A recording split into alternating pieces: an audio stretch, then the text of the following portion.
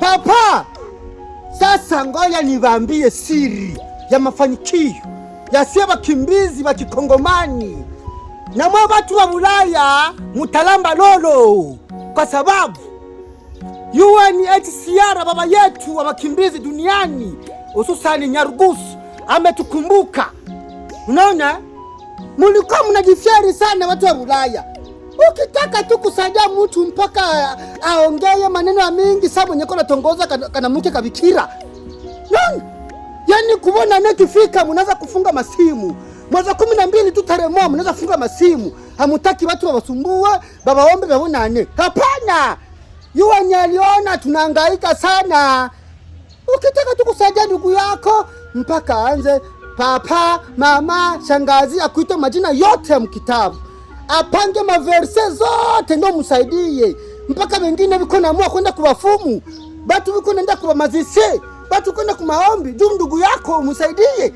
Mutakuwa mnaloga bure. Sasa UN alisema mwaka huyu 2026 hakuna na kulogana. Hatutawaloga. Tunapewa kila kitu bure. Hatutawalomba franka zenu mwa watu wa Ulaya. Benye mko na Canada, Sweden, Australia, Marekani kote hakuna wa kuwaomba msaada. Muache na pesa zenu. Hatuzihitaji. Sasa hivi UN anasema atatusaidia mchele, atatusaidia maharagi na mafuta. Tunakula, tunanyamba, tunashiba. Hakuna vyenu. Unaona? Na kwanza alisema atatusaidia nyama kwa sababu Kongomani Barundi hawatasaidiwa nyama kwa sababu biko narejea kwao. Sio wakimbizi tena. Biko tu waomba hifadhi. Wote Barundi wote ndio waomba hifadhi. Biko naenda kwao mwezi wa kwanza. Lakini sio Wakongomani tutapewa nyama. Hivi mangombe ziko makazi iko mkikao hivi.